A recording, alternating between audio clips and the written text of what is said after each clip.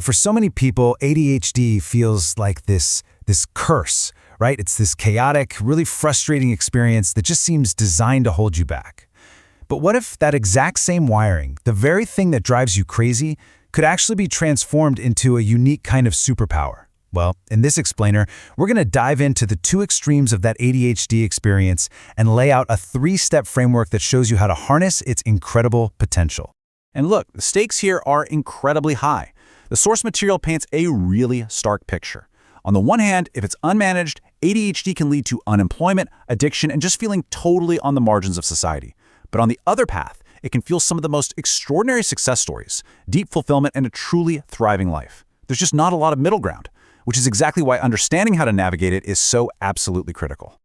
Man, this quote just hits home, doesn't it? It perfectly captures that daily struggle, that feeling that you're starting with this massive handicap while it seems like everybody else is just playing life on an easier setting. And let me tell you, that feeling, it's not just in your head. There is a real neurological reason for it. Okay, so let's get into the why behind all this. Let's look at the core mechanism that causes these extremes. Why isn't there just an okay or a meh setting for the ADHD brain? Well, it all comes down to how it's wired. This is the big question, isn't it? Why does it always feel like you're either having a fantastic, super productive day or a terrible one where you can't get anything done? Either you're eating super healthy or you're all in on junk food. This pattern, this black and white thinking, it just shows up everywhere. And this right here perfectly illustrates that all or nothing pattern in action. You're either completely dialed in, hyper-focused for hours and hours, or you literally cannot get your brain to lock onto a single thing for more than a minute. It's this constant and frankly exhausting swing between two opposite poles.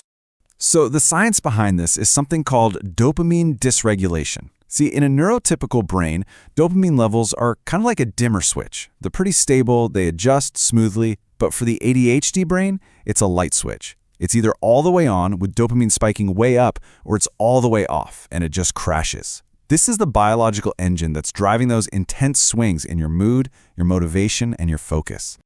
And this is where things get really, really powerful. It's all about the compounding effect. A bad day isn't just a bad day. It drains your resources, it makes tomorrow that much harder, and bam, you can trigger a downward spiral. But, and this is so important, the reverse is also true. One great day builds momentum, which makes the next great day even more likely. This is how you create those massive upward spirals toward success. Okay, so how do we actually use this system to our advantage? How do we hack it?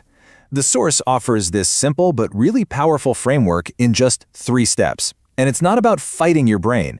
It's about building it an on-ramp so it can do what it does best. So let's break it down. All right, step 1. It's all about this one simple idea. Win the morning. Seriously, those first few things you do when you wake up can literally set the trajectory for your entire day. Just take a look at these two paths. On one side, you wake up, you grab your phone. Seems harmless, right? But it immediately throws you into a negative cycle, hunting for these cheap, fast dopamine hits that just leave you feeling scattered and wanting more. Compare that to the other side, a ridiculously simple act like making your bed.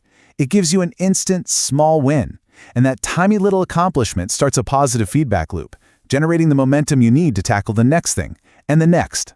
And here's the key takeaway, especially if you wake up feeling totally crushed by everything you have to do. Just focus on one thing, the very first step. Don't think about the whole mountain you have to climb. Just take that first step. Just get out of bed. Just put on your running shoes. It's all about just showing up and letting that one small action flow into the next one. All right, let's move on to step 2 and see how this builds. Now, this one might feel a little weird at first. It's called Chase the Easy, and it's all about understanding that for the ADHD brain, the word should is pure poison. And this quote right here, this is so important. The moment you tell yourself you should do something, it instantly becomes a chore. It's no longer something you want to do. And that feeling of obligation just drains your already limited dopamine. This is precisely why trying to use brute force discipline so often backfires completely. So here's the big idea. You have to work with your brain's design, not fight against it. Your brain isn't motivated by what it should do, it's motivated by what it finds genuinely, deeply interesting. And let me tell you, that fundamental shift in perspective changes absolutely everything. So this leads to a really simple but super powerful question you have to ask yourself. Just for a minute, forget about what you think you should be doing. What activities, what people, what projects genuinely light you up and give you energy? That's where your power is hiding. And here's how you actually do that. It's about consciously designing your life to make good dopamine easy to get.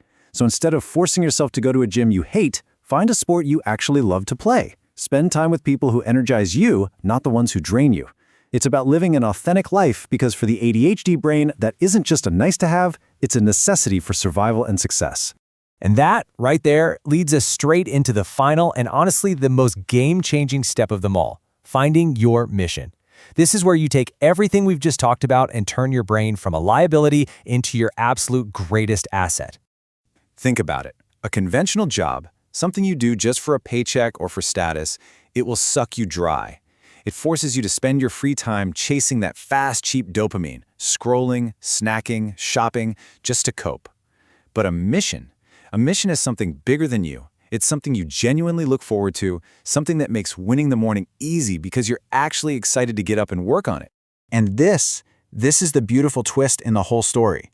The very same dopamine deficiency that causes all the distraction and the impulsivity, well, that becomes your unfair advantage when you're working on your mission. It is the very mechanism that allows you to hyperfocus for hours, to completely lose all track of time because you're so deeply engaged in something you actually care about. Okay, so find my mission. That sounds great, but how do you actually do it? Well, you can start by just exploring your interests. Personality tests can be a really great starting point. Follow your curiosity wherever it leads you, without any judgment. And then, craft your why. Ask yourself these 3 simple but really profound questions. What am I contributing? Who am I impacting? And why does any of this matter?